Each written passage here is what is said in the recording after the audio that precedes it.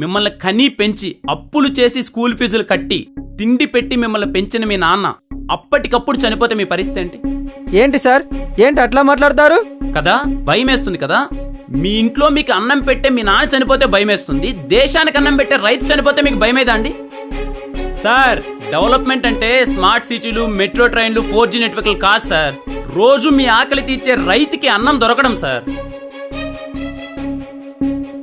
నెలకొక్కసారి ₹2-2 ఇచ్చే kilo ration బియ్యం కోసం క్యూలో నిలబడుతున్నారు సార్ రైతులు. అయినా ఎప్పుడో ఒకసారి వచ్చే జ్వరం కోసం దాని మీద మందులు అమ్ముకునేవాడు మాత్రం కోట్లు సంపాదిస్తున్నాడు. మీ ఆకలి తీర్చే ధాన్యం పండించే రైతు మాత్రం ఆత్మహత్య చేస్తున్నాడు సార్. వ్యవస్థ ఉందియా సార్? వ్యవస్థ బీరు ఫ్యాక్టరీలకు 24 గంటలు కరెంట్ ఇచ్చి 7 గంటలు మాకు కరెంట్ అయినప్పుడే వ్యవస్థ చచ్చిపోయింది.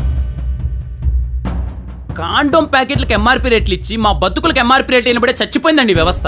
సార్, నకిలీ విత్తనాల కాపలా కాసి మాలాంటి బతుకుల్ని కాటికి పంపించినప్పుడే చచ్చిపోయింది. ఇక్కడ ఏనా కొడుకు ఎవరిని బాగుపరచుడు, మన ఊరిని మనమే బాగుపరచుకోవాలి. ఒకప్పుడు ఈ రోజు నీ పని ఏంట్రా అంటే, ఈ రోజు నేను బ్యాంకు పని మీద వెళ్తాననే వాళ్ళు సార్.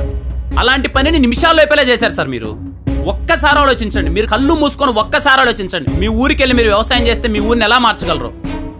ఎందుకంటే నీకు ఒక్కడికి మాత్రమే తెలుసు సార్ వ్యవసాయం గురించి. ఆ జనరేషన్ కి ఈ జనరేషన్ కి మధ్యలో బ్రిడ్జ్ నువ్వే. నువ్వు పోతే వ్యవసాయం గురించి ఎవరికీ తెలియదు. ఫైనల్ గా ఒక చిన్న మాట సార్, మీరు అన్నం తినేటప్పుడు ఎక్కడో కనిపించని దేవుడికి దండం పెట్టడం కాదు సార్, మీకు అన్నం పెట్టే రైతు, మీ కళ్ళ ముందున్న రైతు గురించి ఒక్కసారి ఆలోచించండి సార్. ఆత్మహత్యలు ఆగిపోతాయి, అలాంటి బతుకులు మారిపోతాయి.